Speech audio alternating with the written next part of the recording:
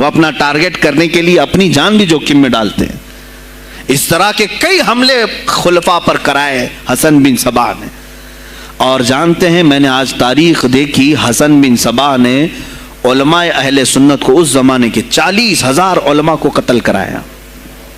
یہ وہ زمانہ تھا جب بغداد کا حال یہ تھا کہ نشہ زیادہ ہو چکا تھا، علم دین کے مراکز بند ہو رہے تھے اور علماء بولنے میں ہچکچا رہے تھے، ڈر رہے تھے، اور سلطنتیں آپس میں ایک دوسرے سے ٹکرا رہی تھیں.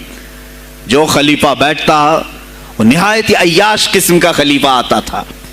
اکثر خلیفہ عیاش آئے، ان کے حریم میں، ان کے حرم خانے میں، یعنی ان کے محل میں 40 عورتیں ہوا کرتی تھیں جن کے ساتھ وہ وطی کرتے، جمع کرتے.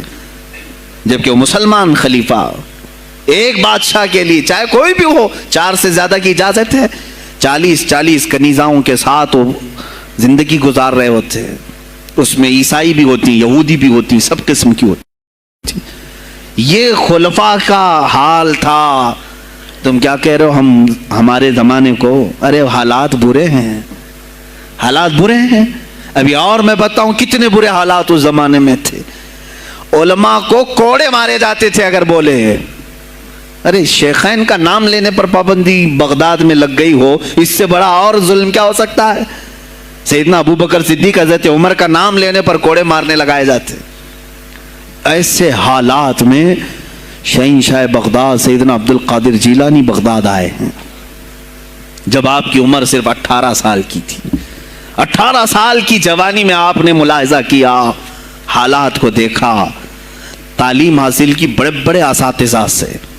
آپ کے اساتذہ فقہ میں الگ ہیں، حدیث میں الگ ہیں، تفسیر میں الگ ہیں، علم کلام میں، کئی علوم و فنون پہ آپ نے مہارت حاصل کی. اس کے بعد حالات دیکھ کر کے آپ نے کیا کہا؟ اچھا وہ اتنی عبادتوں کے عرصے میں جانتے ہیں کہاں کہاں کا سفر نہیں کیا انہوں نے؟ جنگلوں کا سفر، صحراؤں کا سفر، بیابانوں کا سفر، یہاں تک کہ سری لنکا کی سرزمین تک پہنچے، ملتان تک آئے. یہ تاریخ کی کتابیں بتاتی ہیں آپ نے پیدل یہ سارے سفر کیے. پھر واپس اسی بغداد آئے جہاں کے حالات بڑے ہی کشیدہ تھے. اور خلفائے وقت کے خلاف زبان کھولنا یہ آگ سے کھیلنے کے برابر تھا، آگ سے کھیلنے کے برابر تھا. اور سب سے بڑا مسئلہ تو غوث پاک کے لیے یہ تھا کہ آپ بغداد کے نہیں تھے، عراق کے نہیں تھے، آپ جیلان سے آئے تھے. جیلان ایران میں ہے. اس زمانے میں طبرستان ایک صوبہ تھا، طبرستان کا ایک شہر جیلان تھا. جیلان سے آئے ہوئے تھے بغداد میں. آپ کی زبان فارسی تھی. فارسی زبان کا ایک طالب علم بغداد میں آیا ہے اور بغداد پورا عربیوں کا ہے، فصیح عربی بولنے والے لوگ، اور نہایت ہی عیاشی میں پڑے. ان کی اصلاح کیسے کریں؟ دل میں بار بار یہ احساس ہوتا. غوث پاک فرماتے میری زبان فارسی تھی اور ان کی زبان عربی ہے، میں ان سے خطاب کیسے کروں؟ ان کو اصلاح کے راستے پر کیسے لاؤں؟ بار بار سوچتے تھے، لیکن دل میں ایک درد ہوتا تھا کہ امت مصطفیٰ کو اس حال میں میں نہیں چھوڑنا چاہتا. ایک دن ایک مسجد میں غمگین حالت میں سوئے. ظہر کا وقت تھا، نماز پڑھ کر کے آپ آرام کر رہے ہیں، اور جیسی آنکھ بند ہوئی سرور کائنات صلی اللہ علیہ وسلم تشریف لائے. پوچھا عبد القادر کیوں غمگین ہے میرے بیٹے؟ کہا کہ یا رسول اللہ صلی اللہ علیہ وسلم زبان میری عجمی ہے، فارسی، میں عربیوں کے بیچ بیٹھا ہوں، اصلاح کرنے کی کوشش کرتا ہوں، لیکن مجھے یہ عجمی سمجھیں گے. اللہ کے نبی صلی اللہ علیہ وسلم نے فرمایا تو اپنا منہ کھول. آپ نے منہ کھولا، حضور پاک نے اپنا لعاب پاک ڈالا. دوسری بار ڈالا، تیسری بار ڈالا، چوتھی بار ڈالا، پانچویں، چھٹی، 7 مرتبہ حضور پاک نے اپنا لعاب پاک دیا اور کہا عبد القادر اب اٹھ اور بیان کرو. فرماتے ہیں خواب میں نے حضور اکرم صلی اللہ علیہ وسلم کا لعاب پاک لیا. تھوڑی ہی دیر گزری تھی، میرے خواب میں ہی میرے جد کریم مولا کائنات علی مرتضیٰ تشریف لائے. کہا پھر وہی سوال کیا عبد القادر کیوں نہیں بیان کرتے؟ کہا میں فارسی النسل، فارسی ہوں اور عربیوں کے بیچ میں ہوں. انہوں نے کہا تو اپنا منہ کھول. बाबुल इल्म, बाब मदीनतुल इल्म, अली करम अल्लाह वजहुल करीम अपना लुआब पाक डालते हैं। 1 बार, 2 बार, 3 बार, 4 बार, 5 बार, 6 बार बस किया। गौसे पाक ने कहा नाना जान ने मुझे 7 मरतबा पिलाया, आपने 6 मरतबा। अली करम अल्लाह वजहुल करीम फरमाते हैं मैं बराबरी तो नहीं कर सकता, वो रसूल कायनात हैं। अजीज़ा ने गिरामी वक़ार, गौसे पाक फरमाते हैं फिर मेरी आँख खुली और उसी जामा मस्जिद में जब मैं खड़ा हुआ और खिताब के लिए लोगों को पुकारा तो देखा इधर से भी मखलूक आ रही है, उधर से भी आ रही है, सामने से भी आ रही है।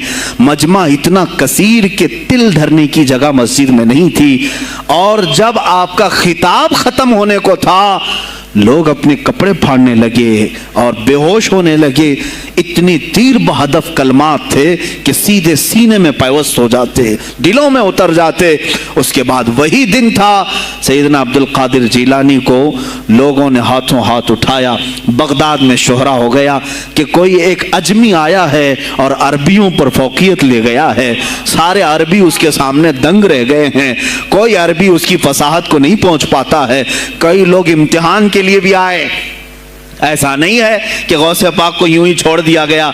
मेरे अजीज तुम तो 1000 साल के बाद करामतें सुनते हो ना, यही लगता है कि गौसे पाक बहुत करामतों के मालिक थे, बहुत बड़े आलिम और बड़े वली कामिल थे, कुछ नहीं हुआ होगा उनके साथ। हमारे से ज्यादा खतरे उन्होंने मोले हैं, हमसे ज्यादा हासिदीन उनके थे, दुश्मनी करने वाले अपनों में भी बहुत सारे थे। गौसे पाक रज़ियल्लाहु ताला अन्हु का जब खिताब शुरू हुआ, क्या एक खतीब जब मशहूर होने लगे तो दूसरे मौलवी खामोश रह जाएंगे? हसद की चिंगारी भड़कती है, वो गौसे पाक के खिलाफ भी भड़की। और बगदाद में जब ये शोरा होने लगा तो कई उलमा उस वक्त के जो बड़े बड़े पाए के आलिम हैं, उनकी किताबें आज भी मौजूद है, मैं नाम तज़किरे नहीं कर रहा, लेकिन उन्होंने टेस्ट लेने की गरज से, इम्तिहान लेने की गरज से कई लोगों को सवालात भेजे। एक दिन मजलिस में ऐसा था कि गौसे पाक तफसीर कुरान बयान करते थे। तफसीर कुरान बयान करना गौसे पाक का महबूब मशगला था, रोजाना कुरान की तफसीर अर्ज करते। एक दिन मजलिस में बड़े बड़े उलमा की जमात, जिसमें अब्दुल रहमान जौजी जैसे बड़े फकीह मुहद्दिस हैं, इनकी एक जमात आई। कुरान की जो आयत की तफसीर वो कर रहे थे